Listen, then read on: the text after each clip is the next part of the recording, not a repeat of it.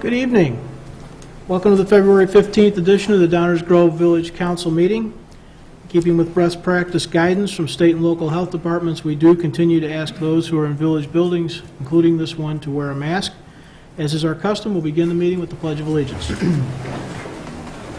I pledge allegiance to the flag of the United States of America and to the republic for which it stands, one nation, under God, indivisible, with liberty and justice for all.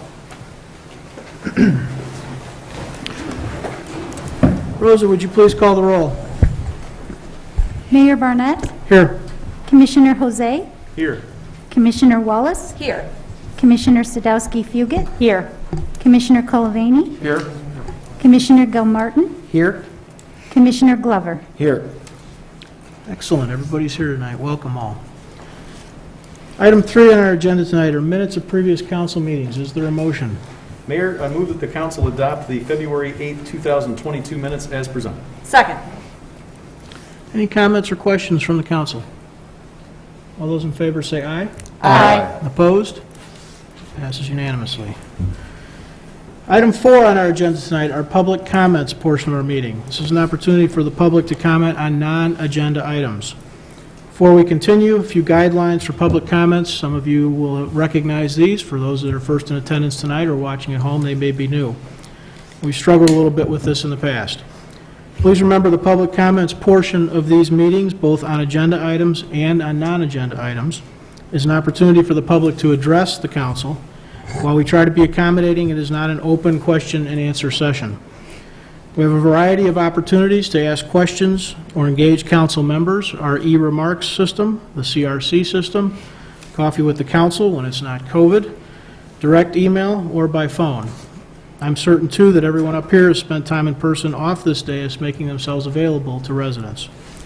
But the public comments agenda item and public comments portion of each of the specific agenda items are intentional parts of a structured meeting. As such, we do have some expectations on how they'll be handled. Please state your name for the record. Please keep your comments to 5 minutes or less. Please avoid repeating what others have already said. And please keep your comments to 1 visit to the podium per subject. Remember, this is an opportunity to be heard and to address the council. It is not a debate or an open discussion. If you forgot to mention something or additional conversation brings up a new idea, please hold that until after the meeting and use one of the other methods, other contact methods, to reach out and contact us as needed or bring that comment and that idea to our next meeting. And so with that, is there anyone who has a subject not on tonight's agenda?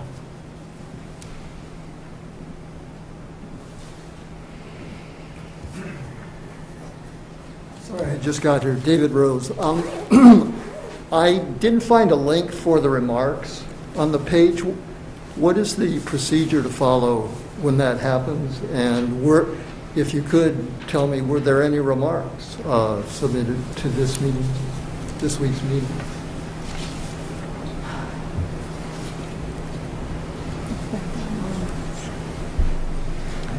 Other comments or questions? David will double check that link. It's there. Okay, we'll move on then. There's a consent agenda. Is there a motion concerning it? Mayor, I move that the council adopt the consent agenda as presented. Second. All those in favor say aye. Aye. Opposed? That passes unanimously. Item 7, our active agenda. We have one item on our active agenda tonight. Is there a motion? Mayor, I move that the council adopt an ordinance amending certain zoning ordinance provisions as presented. Second. Any comments or questions from the audience on this agenda item?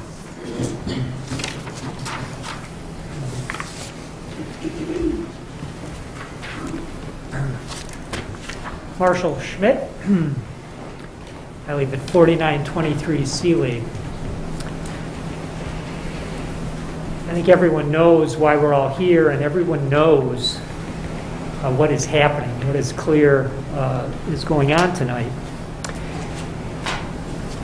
And I thought after all these weeks when we were looking at this issue that I couldn't learn more and find additional reasons for you to reject the text amendment regarding the non-conforming section of the zoning code. But this weekend, myself and 2 other people went through the 160 examples that supposedly showed the policy of enforcing that section to require the consolidation of lots when you're building over lot lines. The details of those showed a lot of different things, including that at least 70 of the examples had nothing to do with that section code. 35 of them were for commercial properties that had nothing to do with section 2811.020. But others refer to one lot of record and say that the consolidation was occurring because of one lot of record. And it bothered me, because one thing that's always bothered me about this is that the clear language of that section says nothing about building across lot lines. It's all about consolidating lots that are contiguous when the lot is non-conforming. So I started to read the rest of the code. And you know what? The people who wrote the code knew how to write a clear, very clear section that required the consolidation of lots when you were building over the lot line. And it wasn't 2811.020. It was 28.1.080. And what that section provides is that lots improved with a structure may not be divided into 2 or more lots. In other words, you can't have an improvement where the improvement goes over 2 different lots. This is the section that the drafters intended required consolidation when you were building over a lot line, not 28.11.020B. This is yet another confirmation of what we all know, that the text amendment regarding that section is a charade to accommodate a builder and to cover up a mistake that was made when the property was put up for bid and the village spoke out of school, no pun intended, about what would happen if the builder wanted to build 12 lots. The village never should have said that. You shouldn't compound that mistake by now trying to rewrite the code to fit what the statement was before the bid occurred. And you know what? The 3 other bidders who bid on that lot read the code. They bid $3 million, or about $3 million. Only one bidder bid $4 million. And that was probably based on what the village said. But those other 3 read the code. They knew what it said. And we all know what it says. And the Planning Commission knows what it says and knows what was intended. And everyone who has been following these proceedings knows what that code provision says and what it means and what's going on here. It's about time that the council, this council, and each one of the members acknowledges what's going on here and does their job. What does doing your job in this instance mean? It means either enforce the ordinance as written, which was designed to implement the 75-foot requirement in a fair and balanced way when a developer owned contiguous lots. Or, as several members of the Planning Commission suggested, doing your job means exploring whether the provision should be changed, and if so, how. If it's a bad policy, if it's an unclear policy, then it should be evaluated, but not in the context of a text amendment. It shouldn't be rammed through as a text amendment. Approving this text amendment will be a dishonest, disingenuous, and cowardly way of avoiding doing your job, which is to administer public planning in this village,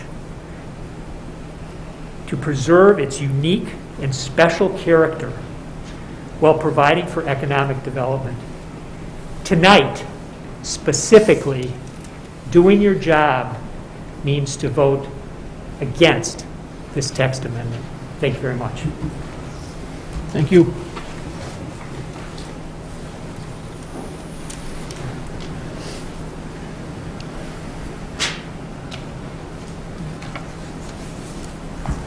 Good evening.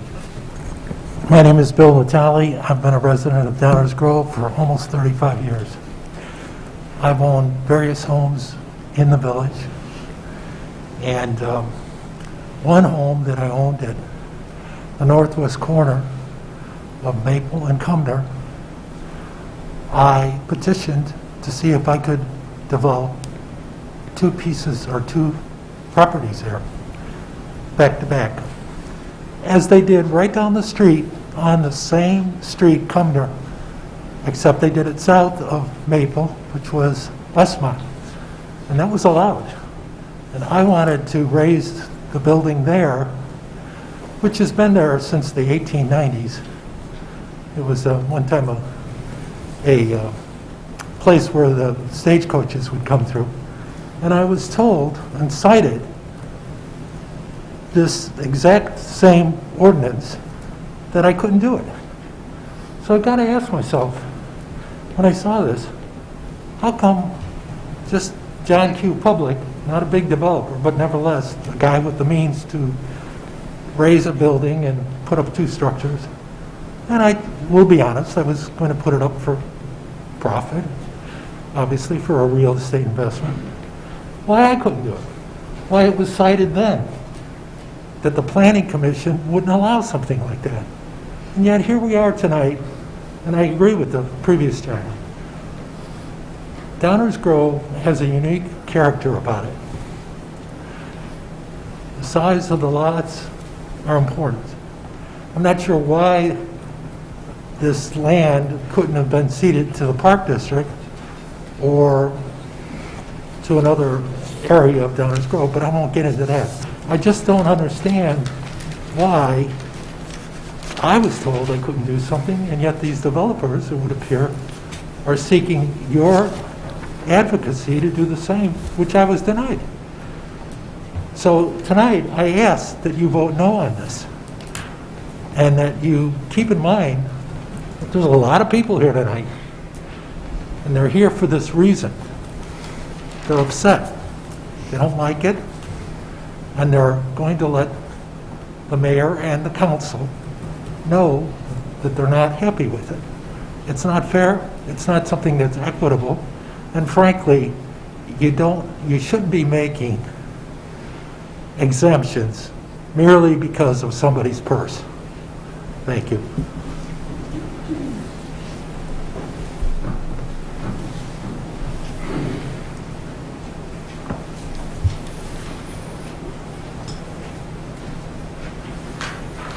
It's only 2 pages.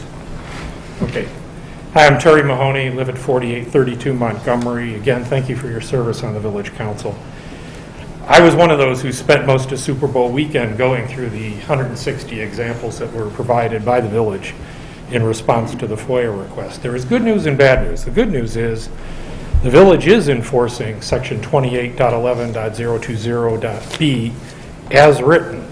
In fact, the exact language of that section is quoted verbatim over 130 times in the examples that were provided. When two or more contiguous, non-conforming lots are held in common ownership, the lots must be consolidated in order to meet or come closer to meeting applicable minimum lot area and lot width requirements. The bad news is the assertions that have been made over the last few weeks that non-conforming lots are only consolidated when structures cross lot lines are not accurate. There are multiple examples where residents who own the property had to consolidate multiple non-conforming lots. They own to construction of an addition to a house where there's no evidence that the addition crossed the lot lines, but the owner still had to consolidate adjoining or lots that were behind the structure. A non-conforming back lot had to be joined to the front lot, even though there's no evidence in the documentation that the structure being modified even came close to that back lot. A resident wanted to build a sports court on an adjoining lot. The new sport court was not crossing the lot lines, but again, both of the lots were non-conforming. The village said you had to join those because they were held in common ownership.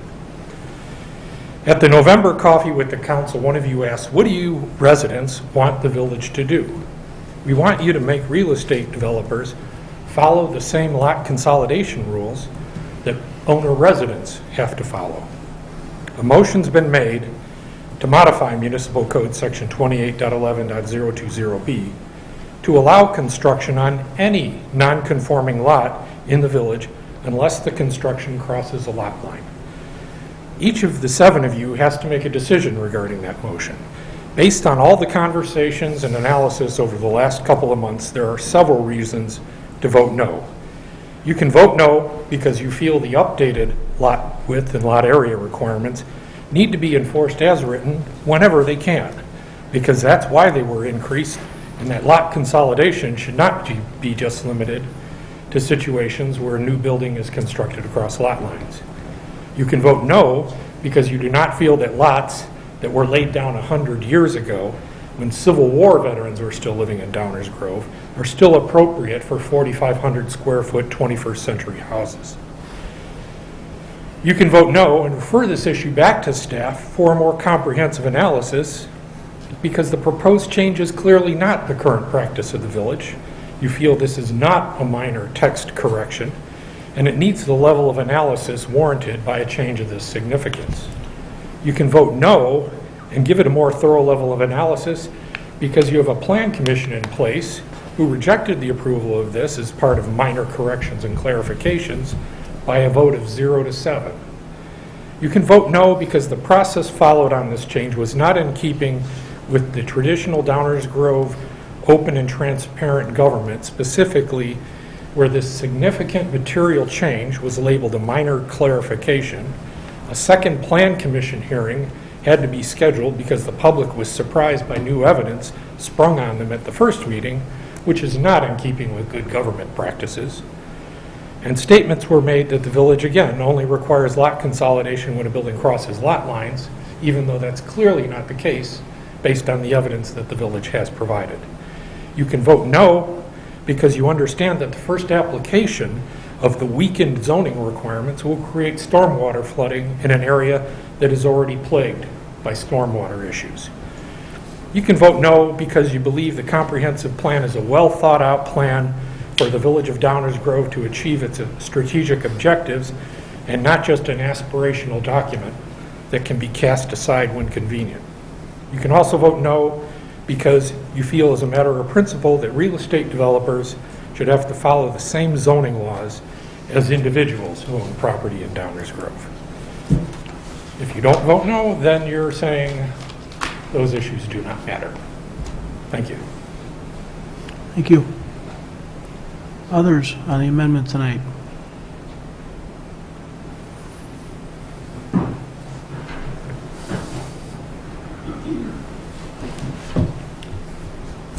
Good evening. My name is Pam Johnson. I live at 4833 Montgomery. I would like to request the village commissioners vote nay to the proposed changes to conforming lots. It was mentioned at last week's meeting that the village did not want to adversely impact residents who own two contiguous lots. I agree that is a valid concern, but the current code clearly does not do this. The key is that consolidation may be required only if the lots are held in common ownership. If someone owns two contiguous lots and wishes to sell a lot, they can certainly do so. The owner of the second lot can build a home on the property because the two properties are not in common ownership. Please also consider the unanimous vote by the professionals on the Plan Commission against the non-conforming lot text changes.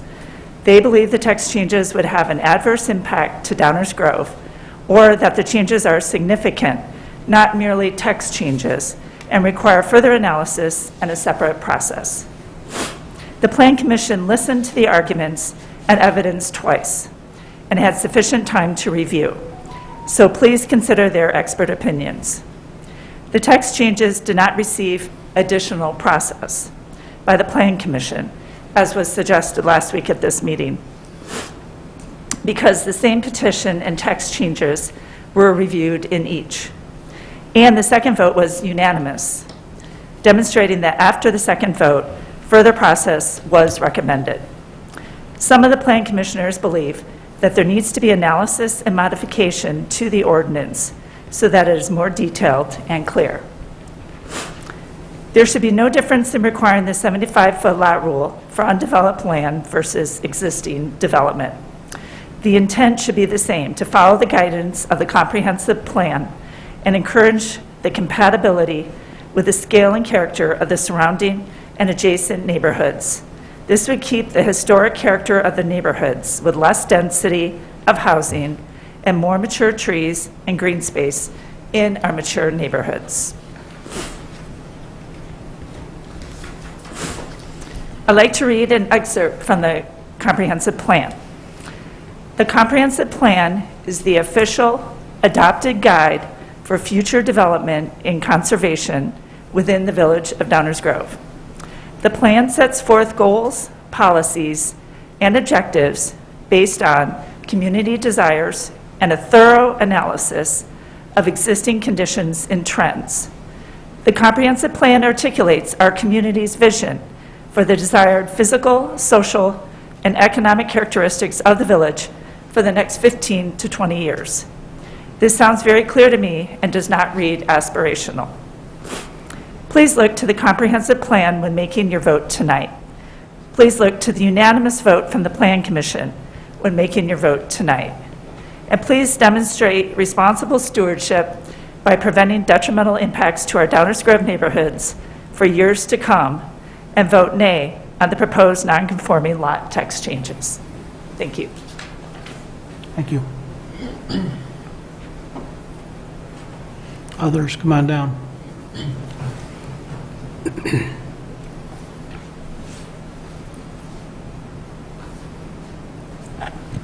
Hi, my name's Amy Grapando, and I live at 4836 Montgomery Avenue.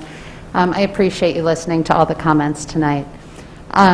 I wasn't going to come tonight. I survived first grade yesterday with soup day after Super Bowl, Valentine's Day, and a full moon all in the same day. So excuse me if I stutter.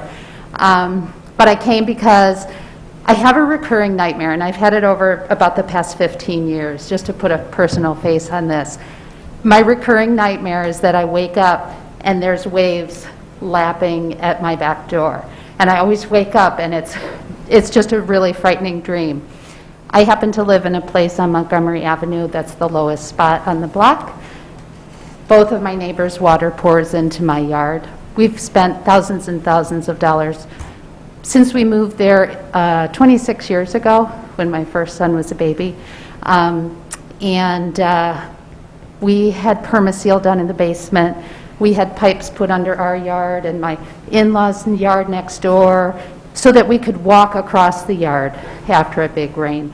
But when there's a big storm, there's a huge, huge lake in my backyard for quite a while, for several hours. And I know that it's the pictures of that water sitting there that give me this recurring dream. I mentioned at the commission meeting, I'm not really sure what else I can do, right? There's all kinds of emotional components of what's gone on in my own neighborhood, the loss of the space, the loss of the trees. In my head, I had to put that all aside because you can only be upset about so many things, right? But the reason I came tonight is because accepting, and this is a text amendment, it's not going to just impact me. This will happen again because there will be another builder in town that gets a hold of a big piece of land. It will impact other people. So I'm just here as a person who's done everything I can. You know, I just really hope you think about how many times in the next 20 years across Downers Grove where everybody has storm water abatement issues. Everybody does. Just consider those of us who are at the low spot in the block. When you vote tonight, I really hope that you take more time. There's no rush. I mean, there's really no rush. And to put things, to have 12 houses built based on a plan that was made 100 years ago, it just makes me sad because, you know, we've learned a lot in 100 years. And that's all I've got. Thank you for listening. Thank you.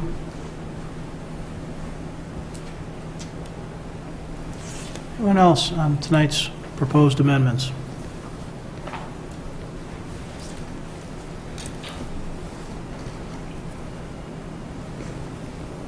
No? Okay. All right, we'll continue with council then. One component of the item before us this evening is consideration of amendment to the portion of village zoning that regulates non-conforming lots. That amendment clarifies the language, does not change how the village applies the code and regulates development on non-conforming lots. The code will be applied the same way both before the amendment and after the amendment. So why are we making a change at all? The village prides itself on consistent, predictable application of codes. You actually heard some of that from the podium. That includes codes that affect property rights. The village code contains a set of rules that is applied equally to all properties and equally to all petitioners. Importantly, all petitioners as well. Good government demands the same. Recently, the village became aware that some residents were not reading and interpreting the zoning ordinance regulations in the same manner as the village.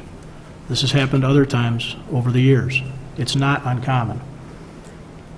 Some residents were requesting the village apply the regulations concerning non-conforming lots differently than they've been applied in the past, differently than those who sat in these very seats in 2014 intended.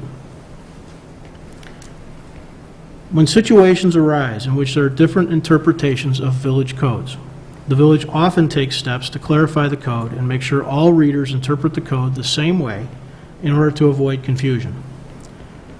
During this process, the council also makes sure that the code reflects council's policy direction. Clerical questions can be answered, but we want to know if the policy still makes sense. This is exactly what has happened in this situation.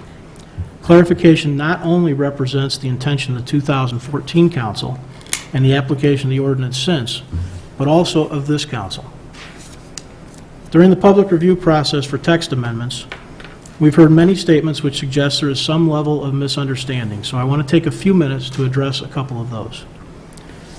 First, the amendment does not expand or change property rights of the application of the code for any properties in the village. No existing property's rights are enhanced or diminished as a function of this change. Second, the current code has been applied in the manner it was intended. We've heard some comments to the contrary, but the zoning ordinance regulations that were drafted and approved in 2014 have been consistently interpreted and applied to all non-conforming lots. Current village staff members participated in the drafting of that original code. They wrote the code and have been applying it in the manner it was intended to be applied. But more than that, current council members, at least two of us, who served this body in 2014 when the amendment was approved, are well aware of the intent, and this is consistent with that. The village council, this village council, has been aware of the code as it was written and been applied over the last couple of years. There were examples provided which clearly show how the code has been interpreted and applied. One of the most direct examples staff showed was almost the same as Longfellow. Some of you have heard this story before, but we'll repeat it again. In 2017, the Park District sold a property consisting of 5 lots to a developer. 2 lots were less than the 75 feet wide required by the subdivision zoning ordinance. In other words, non-conforming. They were contiguous, they were held in common ownership by the new buyer. The developer submitted a building permit application to construct a single-family house on one of the non-conforming lots.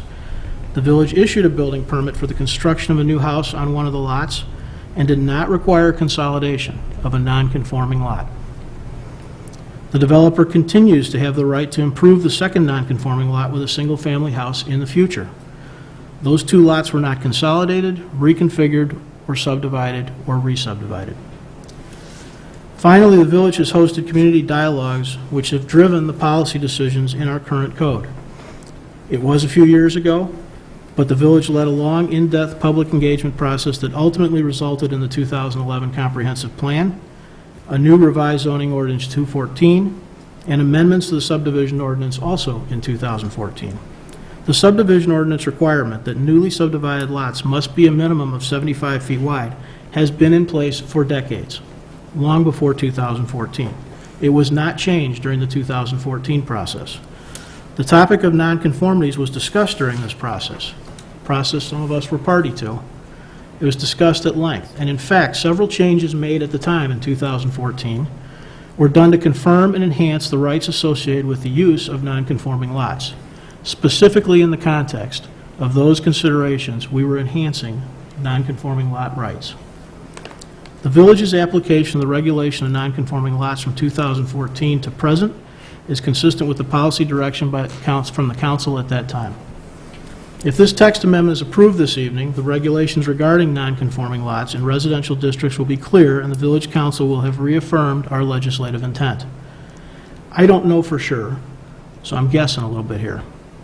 But I bet, as defined by lot width requirements for new subdivisions, many of those here this evening live on nonconforming lots. And I bet most of those that do have existing conditions which do not conform with new subdivision ordinances. I further suspect we're all expecting the right to use those as residential lots, even if we sell it to the next owner, and the next owner wants to build on it. A single-family detached house can be constructed on a non-conforming lot, and consolidation is required only if a house to be constructed will cross the common line. That's it. That's the entirety of the issue being clarified by this amendment. This code requirement reflects the legislative decision of this council today. It's also consistent with the intent and policy direction provided by the village council in 2014. Greg, any thoughts? Thank you, Mayor. I do have a few thoughts. I'm going to have more to say in a few minutes, but just to briefly touch upon a couple of points that you made. First off, a zoning change is completely within the legislative discretion of this body, and any argument otherwise is folly. Second, the legislative intent and history of this particular zoning code and this particular provision is very clear. As the mayor said, the two of us were up here. We understood it to be exactly the way the staff has interpreted it since 2014. Moreover, at the Plan Commission, the chairman told you as much, and he was the other official who was on the Plan Commission in 2014 and voted on it back then, that he understood it to be exactly the way staff is interpreting it. The fact that others have interpreted otherwise is, you can ask them, but what we're doing is clarifying the code so that there can be no misunderstanding, and it comports completely with exactly what the application has been. As the mayor said, there's no change in any development rights. It was communicated correctly before this change. It will be communicated correctly after this change. Thank you, Mayor. Chris? Thank you. First and foremost, I want to thank all of the residents who have come to these meetings, sent in emails, who have reached out to express their concern about the text amendment designed to clarify the non-conforming lot standards. It's evident that you are all passionate about what happens in Downers Grove. And it's important for you to hear from me that I have listened here. I listened at the coffee with the council. I've read every email. I've listened to both Plan Commission meetings in their entirety. And I've held calls for those who have reached out and listened and with an open mind. I've had many discussions and asked many questions of staff during this time, and have had multiple conversations with my fellow commissioners. I have dedicated more time to this clarification than any other item that has come before the council in my short time here, because I understand that there is an underlying issue at the source of all of this public concern. Believe it or not, I sympathize with the motivations behind some of your efforts to seek to undo or minimize the real or perceived impact of the sale of Longfellow. But the truth of the matter is, this clarification, which has been spurred by what I consider a misinterpretation of the ordinance section, will not change the ordinance, its application, nor its enforcement on any lot or group of lots. It merely makes an existing code a code regarding property rights for property owners in Downers Grove more clear. Now, I know that some of you aren't likely going to like much of what I have to say tonight, but I simply ask that you listen with the same regard that I have listened to you. While I am not optimistic about convincing anybody to agree with my position, I feel compelled to share how I came about my decision on the clarification item at hand. In reading through this section of our code, there does not seem to be any ambiguity about the fact that we as a village allow development on non-conforming residential lots. It's the first sentence of this section in the code. What appears to be causing some confusion, which is why I think we're here to clarify, is the exception when you have two contiguous lots, non-conforming lots held in common ownership. If we are to believe, which I do not, that the intention of the ordinance in its current form was designed to legislate that anyone who owns two contiguous non-conforming lots is not allowed to build on both lots, then that change in 2014 would have immediately removed the rights of a plat owner that was a plat owner of an established plat and reduced the value of commonly owned contiguous plats all over the village. I just have a difficult time believing that the intention of this code was to reduce the rights associated with an existing buildable plat. If this section is to be interpreted this way, I keep coming back to a scenario that I have trouble reconciling. If I own a house on a non-conforming lot and buy a non-conforming lot right next door to me, this misinterpretation would mean I would not be allowed to build a house on the second property because I am now the owner of two contiguous non-conforming lots. But my neighbor across the street could buy that same lot and build a house on it because we've already established that building on a non-conforming lot is permitted. The only difference is that I live next door to the lot and she lives across the street. Applied this way would seemingly create arbitrary favor based on nothing except one's proximity to a lot line. Given this misinterpretation, the development of that lot is still not prohibited, but my rights as a property owner would be reduced significantly. The reality is, the common ownership restriction in this clause can easily be avoided in many simple ways. Owners of contiguous lots could sell each one individually with a contractual agreement to be the builder for the new owner. Or an owner could have purchased the properties, set up multiple LLCs, put each property in one.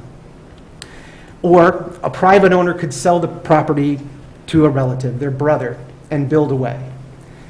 The relative ease of this so-called workarounds that I mentioned is further indication to me that if the intention was to force consolidation for all contiguous non-conforming lots, commonly owned lots, then I believe the language would have been much more specific and not simply rest on something as simple as common ownership to trigger the consolidation.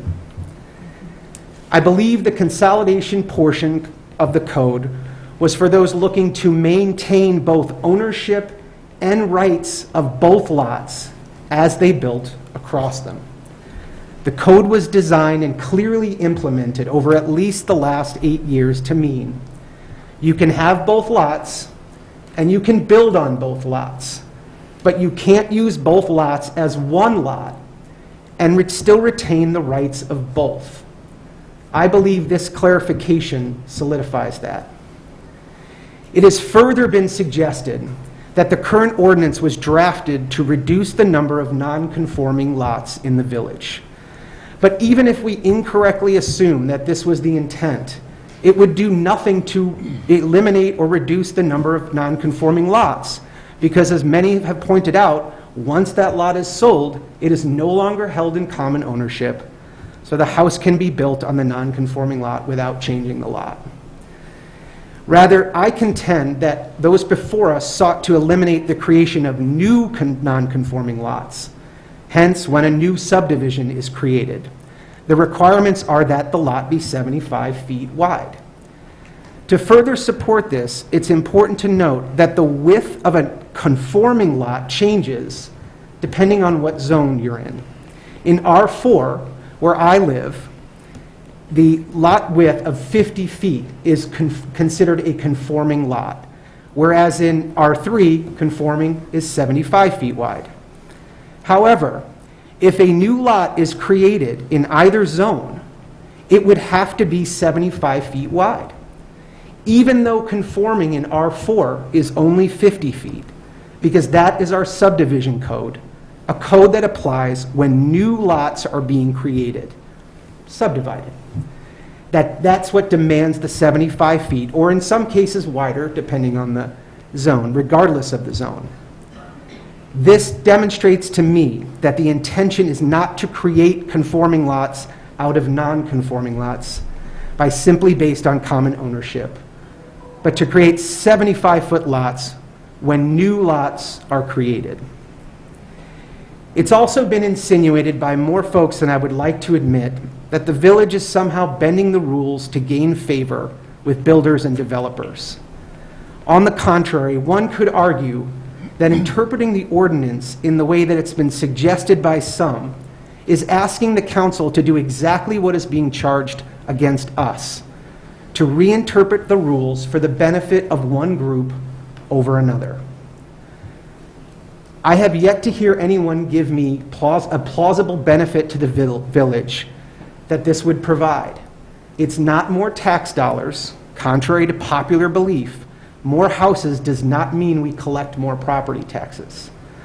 I know multiple residential builders in town, and during my run for council and my time on council, I often have gotten an earful about the hoops they've felt they need to jump through, or the code restrictions that add what they would characterize as unnecessary building costs or delays. And although anecdotal, in all of my discussions with them, the concept of the village rolling over for builders and developers would be the opposite of how I would characterize the sentiment of builders towards the village. In this same group of proposed text amendments that we are voting on tonight, we have another clarification. It's to the special use code regarding downtown design guidelines, which I feel parallels the process of this non-conforming lot clarification. In practice, since before the 2014 zoning code overhaul, all special use and PUDs in the downtown area, these are the large apartment building-like developments, are required to adhere to a formal set of design guidelines, those approved by this council. From my understanding, prior to 2014, there was language that specifically expressed this in the code. Then, in the 2014 overhaul, the language was changed to allude to the guidelines, but not call them out specifically. However, these requirements remained in place and practice. Recently, it was called out that we probably need to be more explicit about that requirement, and that's why we are seeing them added in again. This seems to be consistent with the process and practice of the clarification of the non-conforming lots. Language drafted in 2014, put into practice dozens, if not hundreds of times, then when it was called into question, prompting a clarification. And just to further my point about the village's more stringent requirements when it comes to developers, these design guidelines require developers to adhere to a whole slew of standards as it pertains to the design aspects of their building. Not only how the building is articulated or the facade design, but also things like landscaping and lighting, even down to the color of what that building can be. These guidelines, however, do not apply to single-family homes in the same downtown zoning district. It's a small, but I think important example in my mind that refutes the idea that the village puts developers over residents or that we loosen our standards when it comes to developers. So it is For these reasons that I've outlined tonight, in addition to the sworn testimony of staff, some of who were in the room when it happened in 2014, and many of the consistent examples of this code in action, which are in line with a clarification. And because of that, I intend to support the text amendment as it is proposed tonight. Thank you. Thank you, Chris. Danny? Thank you, Mayor. I first want to thank staff for all your hard work on this, and thank you to the residents who've respectfully let us know your concerns. Some of you have invited us into your homes for meetings and read all your emails. I believe the purpose of this amendment is to ensure the current code is applied in the manner that it was intended throughout the whole village. Considering this, we must consider not only the properties that most of you are here for today, in regards to today, but the entire village and countless other non-conforming properties and the rights of those owners based on our code. What we intend to do here today is clear up any misinterpretations of the code as it was intended, as we understand it, as the councils before us understood it, and how staff has applied it. Therefore, I also support this amendment. Thank you, Mayor. Thank you, Danny. Nicole? Thank you, Mayor. First, I'd like to thank all the residents who are here tonight, those who have emailed us, those who have attended Plan Commission meetings, coffee with the council, have spoken in public comment last week. As the mayor stated earlier, the biggest matter facing us tonight is regarding the portion of this zoning ordinance as it relates to non-conforming lots. This topic is very emotional for many members of the community. This is not the first topic of that nature, nor will it be the last, if I had to guess. I want to make sure you understand that I absolutely empathize with everyone who really feels this particular issue. None of us want to see our neighbors upset. None of us want to see people uncomfortable with things going on in their neighborhood. None of us want to see residents shed tears, and we have seen all of those things. Please don't think that those things leave me unaffected. I would like to address the question some have asked regarding why this body would even consider going in a different direction than the Plan Commission. I've been up here for several years, and from what I believe, listening to the last Plan Commission meeting, is that they decided the council should make the final call independent of any decision they made that evening. Given at the first meeting, their initial vote passed 4-3, and then the following meeting, it failed unanimously.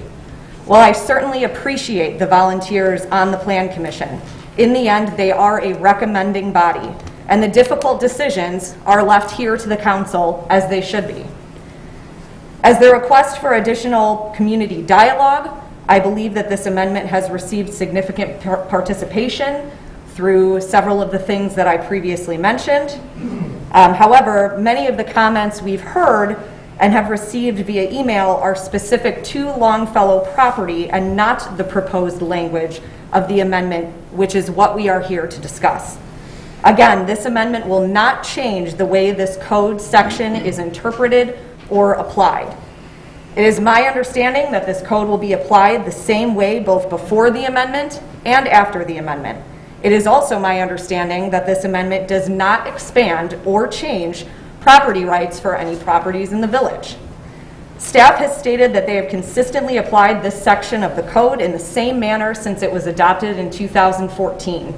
The examples they have provided clearly demonstrate when a lot consolidation is required and when it is not. I believe that this proposed language implements the current existing policy. The amendment is consistent with the comprehensive plan because the existing zoning ordinance was written to implement the recommendations of that comprehensive plan as it relates to nonconformities. This proposed amendment simply clarifies that practice and policy that was adopted at that time. Clarifications of our zoning code are not new and happen every 12 to 18 months. I intend on supporting the proposed zoning ordinance text amendments, specifically as it relates to the portion of the zoning ordinance that regulates non-conforming lots. I believe that this amendment clarifies the existing language and does not change how staff will apply this code. My decision for a path forward isn't personal, although I imagine it may feel that way to many of you. I would guess many think that I'm letting them down, that I don't care about them or our community. That is simply not the case. There are policy decisions that the council is responsible for making, however difficult, and when that doesn't align with our residents' wishes, that should not be taken as a lack of caring, lack of concern, disrespect, or inability for this council to be active listeners. That could not be further from the truth. Thank you, Mayor. Thank you. Leslie? I also want to echo and thank everyone for coming and sharing their concerns and their thoughts on this particular issue. I'm going to speak right now specifically just to the text amendment, and a little bit later I can speak a little bit more on some of the larger issues that have been raised. As the mayor said, this development was going to be 12 lots before the introduction of this text amendment and would still be 12 after, based on the way that we interpret this code. From those of us up here, those on staff, this is the way we've always considered this code, and it's not a change in practice. These types of text amendments do arise when we realize that what is written in our code is not at the same level of detail as how it has always historically been applied. And to be honest, it often takes a disagreement or a misinterpretation for it to come to light that there was not enough information in the original code to make it clear. And thus, these amendments come forth. From my understanding of the original ordinance, there was a little bit written, both due to building a primary structure over lot lines, but also adding a secondary structure when there are two contiguous lots. So be remiss if that wasn't mentioned. This same result would have arisen had a residential property owner who owns two contiguous lots wanted to sell and a neighbor objected. Regardless of who it is that owns and operates the properties, we are consistent with the application of our zoning code. A vote for this text change is not changing any of our processes or the way we go about applying this code. It simply makes it clear how we've applied it all along. I know this is a really difficult situation for a lot of neighbors, but as elected officials, we have to follow our ordinances, and staff will follow the permitting process to ensure that everything is in compliance, and we are not arbitrarily choosing which developments we like and refusing which ones we don't. It's not a good way to govern village-wide, and we would be doing a disservice to the community if we decided to govern based on personal preference or feelings on one specific topic rather than on established procedure. Residents and business owners alike deserve to know what to expect from the village, and they deserve consistency. So for that reason, I will be supporting the text amendment change. Thank you, Mayor. Thank you. Rich? Thank you, Mayor. I would also like to add my thanks for the people who are here, who attended last week, who attended both Plan Commission meetings. I've also read each and every one of your emails. A lot of these issues are personal to me. I will also be speaking after the vote with some additional comments. My purpose for speaking now is to explain my rationale, so it's a part of the record. We are here because with this text amendment to clarify a misunderstanding. And there was a misinterpretation of the code that caused this misunderstanding. And the purpose of this amendment is to clarify the existing practice so there'll be no misunderstandings moving forward. And how do I come to this decision? Well, first of all, as I mentioned last week, this is what I always understood the practice to be. And that 50 and 60-foot lots were grandfathered in, and that 75-foot lots, to simplify the matter, were required for new subdivisions and only new subdivisions. I gained that experience both as a ZBA member, Zoning Board of Appeals member, and also as a Plan Commission member. So last week I mentioned that I would suspect that if you called previous Village Council members, they would tell you the same thing. So I did just that, and I spoke to 5 of them this last week, and their understanding was exactly as I said it. And I also had previously spoken to 2 Plan Commissioners and 1 recent Zoning Board of Appeals members. I said, what's your understanding of 50 and 60-foot non-conforming lots? And to a person it was, oh, those are grandfathered in. And then, well, what about the 75-foot requirement? And to a person it said, oh, those are for new subdivisions. So the purpose of this is to clarify that so there are no future misunderstandings.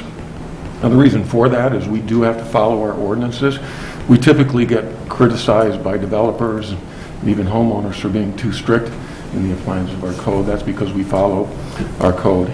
But then there's also something undergirding that. It's the Constitution of the United States, specifically the Fifth Amendment, states that you're not to deprive a person of life, liberty, or property without due process of law, nor shall private property be taken for public use without just compensation. So if we have a property owner that has that right, with that, for instance, that second lot, and they've planned all along that they wanted to sell that lot, and perhaps even sell both of those for whatever purposes, if we were to make a change that you are requesting, that would represent a taking, and that would be unconstitutional, and there's no court in the land would uphold us with that particular ruling. Also, we have the authority to make that. Now, you could argue that this is not a text amendment, and you can have that opinion, but this body has that authority to do that, and we're elected to make those decisions, and we follow the same process. And the way these decisions are made, they go to typically one plan commission meeting, and then they come for us before a first reading, and then they come to us for an active agenda item, and that is the process we follow. And that's the process we follow for large new developments, for apartment buildings, or simple new lot consolidations or new subdivisions. So that's what we're doing. We are following that process. And the other thing that's important is people count on us that we're going to follow the rules that we have in place. And we, sitting up here, don't have to feel personally good about each one of those rules, but we are expected to follow those rules. So I'll be making some other comments after this. Appreciate your being here, appreciate your passion about this, and I intend to support this. Thank you, Rich. Any other council comments or questions? Rosa, would you please call the roll? Commissioner Jose? Aye. Commissioner Wallace? Aye. Commissioner Glover? Aye. Commissioner Gilmartin? Aye. Commissioner Culvany? Aye. Commissioner Sadowski-Fugit? Aye. Mayor Barnett? Aye, that motion passes 7-0. That ends our active agenda. We do not have a first reading this evening. Is there a manager's report? Just a couple of things, Mayor Barnett. Last week, we introduced the village's new social services referral program. And since that public launching, staff has received many requests for referrals, so the service is being very well received. There seems to be... Can you hang on one second? Sure. Folks, a second to get resituated here. Okay, go ahead. So it does seem that that service has been well received. We've gotten many inquiries just since the launch last week and the discussion at last week's council meeting. As I was saying, a great deal of interest in that program. I just want to let everybody know that the Human Service Commission will be reviewing the social services referral program at their meeting coming up next week.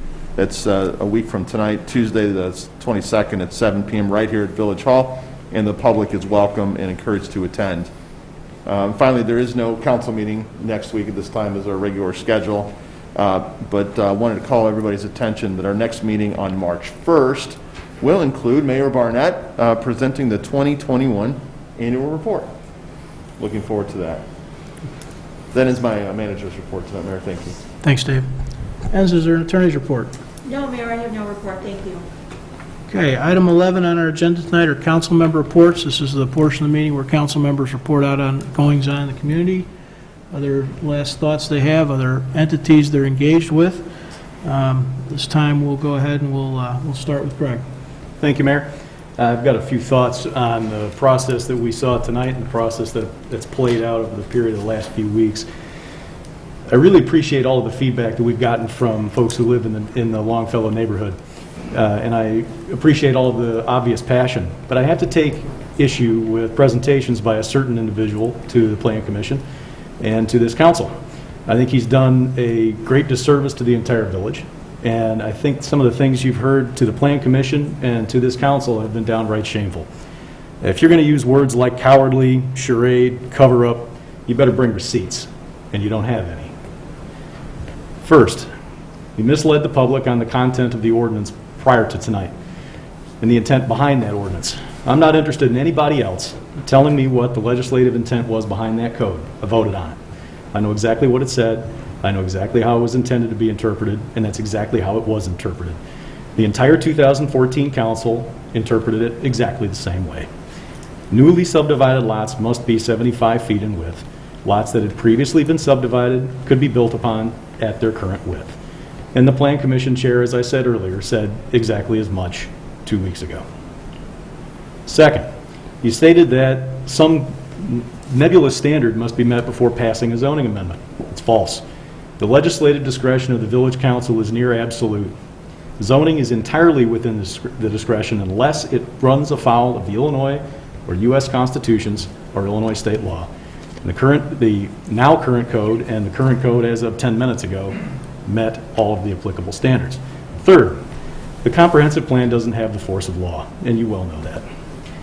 And you've misled folks if you said anything different. Fourth, you've intimated that there's some additional procedure that should be undertaken when the council, and that the council is hiding behind a text amendment. What else do you want to call it? We're changing the text of the ordinance. You call it an ordinance change, a statute amendment, pick whatever phrase you like. But the underlying ordinance is changing the text of it. It receives a Plan Commission hearing, a first reading, and then it appears on an active agenda for a vote. That's exactly what took place. In fact, this appeared on 2 different Plan Commission agendas in the same month. Fifth, you unjustifiably attacked our staff and questioned their character. Our award-winning staff does a tremendous job enforcing our code. And if you've got a problem with the code, bring it to us. The buck stops up here. But what bothers me most is that given the reaction to the proposed code change that passed tonight, it doesn't seem that folks were fully informed on what would happen if this code change hadn't passed. And the answer to that is nothing. The development rights didn't change. The development that all of you fear on the Longfellow property still would have moved forward. His interpretation of the code would only have required the developer to take a few relatively easy administrative steps to comply and build on the 60-foot lots as they actually exist now. It took me under 10 seconds to come up with 2 different ways to accomplish it. We heard Commissioner Gilmartin outline those in some pretty good detail. And I'm sure the developer's attorney figured it out too. You know it too. And if he hasn't told you, you need a new lawyer. So why pass the text amendment? Because if the absurd reading that Commissioner Gilmartin laid out in great detail would have been correct, the text of the code wouldn't match the intent and application of the code. Again, the 2014 council were united in their intent. Newly subdivided lots have to be 75 feet in width. Existing lots could be built upon at their current width. That's how it was interpreted since 2014. And if the language, at least in the minds of some, doesn't match, then we should amend it to match. Now, there's been a lot of concern about stormwater, and that's entirely justified. You saw a lot of building in this neighborhood over the period of the last 30 years, and a lot of it really went along with very little to no changes in the stormwater code prior. The thing of it is, we've seen a lot of changes in the stormwater code. It's gotten significantly more stringent in the last couple of years. And I can tell you from my own experience that it's working. So I understand that you wouldn't necessarily believe that, but I can tell you that I had a small house on a very big lot just to my west. And we've dealt with water in our basement multiple times. I get the fear. And when the resident who owned that lot passed on, we were very fearful of what would happen if a new, larger home went onto this lot. Thankfully, the code changes passed prior to that development taking place. We do have a very large home next to us now, but they had to put in the cisterns that hold the runoff that are now required under the code. And we're actually drier now than we were prior to that home being built. Now, I don't know that that's going to necessarily be the effect in your neighborhood, but I think you ought to just give us a shot. The stormwater code is very strict, and that they will be held to the letter of the code. Thank you, Mayor. Thank you, Greg. Chris? Thank you, Mayor. I have not commented on Longfellow publicly until now for two reasons. The first is that the Longfellow property was owned by District 58, which is a separate governmental body that has the right to manage its assets according to their will. Whether or not I agree with the decision to sell Longfellow or share some of the same environmental concerns that many have raised is of no consequence to the action taken tonight, because my personal feelings on the matter, on any matter, do not supersede my responsibility to uphold our code and protect the rights for all property owners throughout our village. The second reason I haven't commented, and I've been limited in my discussion and responses around my thoughts about tonight's vote and Longfellow, is because the village was threatened with a lawsuit. This made it extremely difficult to share any of my thoughts, because my responsibility to minimize risk to the village far outweighs me trying to prove a point or persuade someone to see things my way.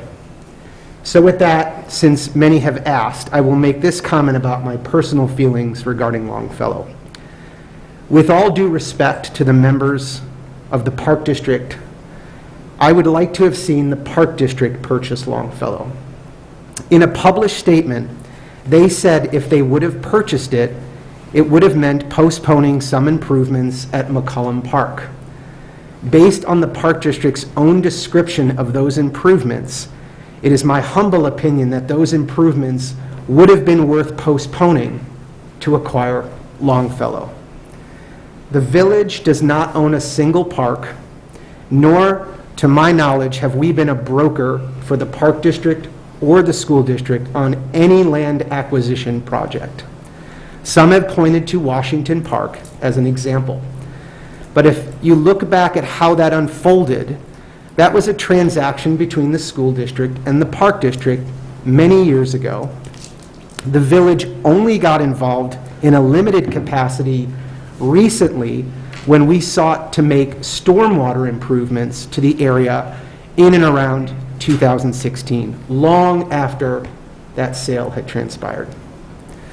And finally, I am compelled to address those who have called for me to honor my commitment that I made to support environmental issues that face the village. And while I've only been up here for 9 months, I am proud of my commitment to help the village address environmental issues. A few examples.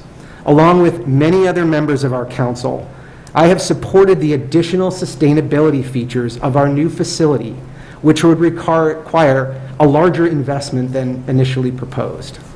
I am part and proud of a unanimous council who has greenlit many stormwater projects this year. And while it didn't make this year's priority action item list, I am the council member who proposed a priority action item that we as a village develop a comprehensive, complete streets policy and plan to systematically encourage more non-motorized transportation. And I look forward to continuing to working on that to make that a reality for our village. Some have tried to conflate tonight's vote of clarification as a vote against saving Longfellow or against saving the environment, when in fact, as was pointed out by Commissioner Jose, regardless of which way the vote ended up going, the outcome for Longfellow would be the same. I know that frustration has driven a lot of the misunderstanding of what the village council could or could not do regarding Longfellow. I am sympathetic to the idea of feeling like nobody is listening or acting, but I am hoping over time some of you will come to understand, despite what you believe, the true limitations of the village available's actions as it pertains to Longfellow or any properties in the village. I hope that even if you don't agree with this council's unanimous decision to support this clarification, you understand the thoughtful and thorough analysis that and I believe my fellow commissioners have put towards the issue on behalf of all residents. Thank you, Mayor. Thank you. Danny? No report. Thank you, Mayor. Nicole? Thank you, Mayor. I don't want to repeat what my colleagues have already said, so I'll just briefly say that personal feelings on matters cannot affect how we vote up here, how we follow our code, how we follow our zoning ordinances.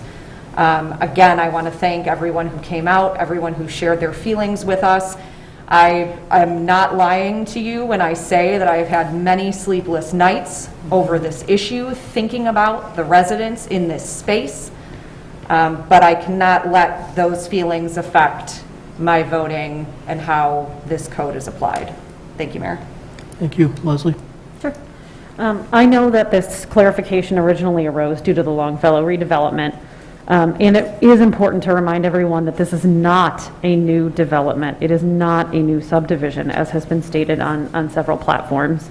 This property, like the surrounding neighborhood, was zoned to be 12 residential properties, 60 feet wide, almost 100 years ago, and the village has consistently maintained that these older, smaller lots are made exempt. Please know that I empathize with the loss of green space and trees, and at a philosophical level, it is a very difficult decision for me. If I were voting with my heart rather than my head, I would have voted no. But I know that decision would have implications beyond Longfellow. I wish we could have kept it a green space, but from what I understand of the process, the school district wanted to sell it for market value, and at that cost, the park district wasn't willing to purchase it. And the village is just not in the business of building and maintaining parks. I also want to address the fact that many residents are claiming we're swayed by a developer, and I really do have to ask, is it easier to believe that all of our staff and all of our village council, a group up here who has a vast spectrum of political beliefs and affiliations, are all in the pocket of a developer? Is it easier to believe that than just, this is how we truly believe we've been applying the code all along? And I hope once that emotions start to settle, we can all have more open conversations and discuss this issue more at length. Similar to Commissioner Gilmartin, I'll say that the threat of litigation hampered the community discussion that I felt like we could have, and that was difficult for everyone up here. And as Commissioner Wallace said, I know I lost sleep over it, wishing we could make more connections, but also recognizing that the less we say, it makes it a little bit easier for the village moving forward. And so I hope now that this is over, we can have those conversations again. As for the stormwater issues that have been, that folks have addressed, you're right to be concerned, as are we. And hopefully everyone is aware that we have one of the most stringent stormwater ordinances in DuPage County. And when these larger developments are planned, my personal goal and hope is that we will do everything to urge the developers to go above and beyond our stormwater mitigations and consider this development as a whole in terms of that, rather than property to property. So as we start to see permits and plans, we will continue to keep the community informed and ensure that the proper mitigations are put in place. If they are, as Commissioner Jose referenced, it is always possible for the stormwater situation in the neighborhood to actually improve rather than worsen. And finally, the trees. This was probably the most heartbreaking part of this process for me. I purchased my home specifically because it had a large, healthy American elm that is believed to predate my house. The loss of these oaks is undeniably hard. And again, I wish saving it as a green space could have happened. But as it didn't, I am always interested in working with anyone to see if we can explore options to plant new trees as a village, whether in the neighborhood or throughout the village itself. One point that I would love to bring up is that I know a couple of us have discussed our interest in a private tree ordinance. I am one who would love to see more examples of successful ordinances that are not overly burdensome. But up until now, this idea has not gained traction with the council as a whole, nor the public. And so if people are interested in that option to save some of the trees, not necessarily in this instance, but in the future, I would appreciate to hear your thoughts on the matter. I would hope that that could be some of those community conversations that we could have moving forward. And I would be happy to have that conversation with my colleagues. Thanks, Mayor. Thank you, Leslie. Rich? Thank you, Mayor. You know, when you sit up here as a district 58 board member or Park District board member, you're often faced with conflicting interest, where it seems like you're picking sides in favor of one side, and you get other people that are upset with you because of that. I've been following this process really closely. I watched the District 58 meetings on YouTube, and also the understanding was that District 58 does have a large amount of capital appropriations they have to make. I saw the low estimate of that is something like $157 million, and that's why they made the decision to go to the open market. The Park District may have been interested in that property, but they were not able to spend market rates. The market has determined that that property is worth at least $4.115 million because that's what they paid for it. And the owner, the current owner, has the same property rights as if they own that property for 100 years or 50 years. So it was not in the purview of the Village of Downers Grove to buy open land. If we had that money sitting around, we would put it into our facilities, because we have that responsibility to do that.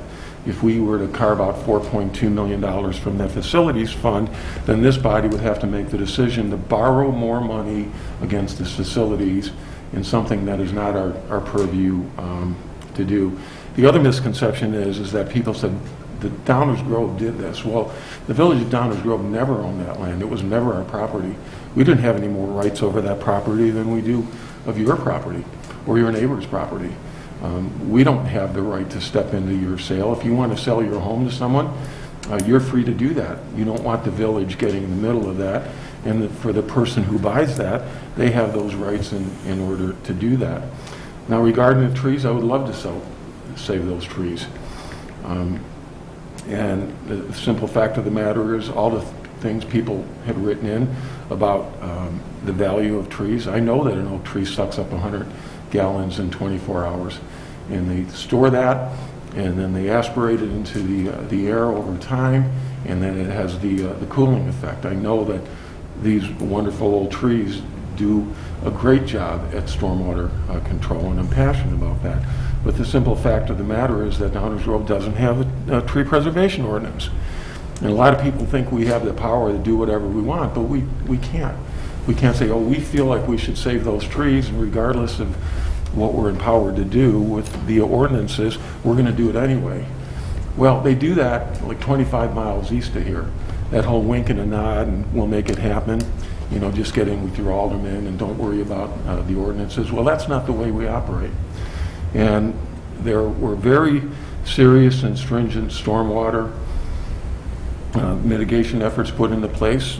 There were hearings that, I can't remember exact year now, probably 2017, 2018, and they had developers in, they had private property owners in, and we came back with a very stringent stormwater requirement that the developers hate.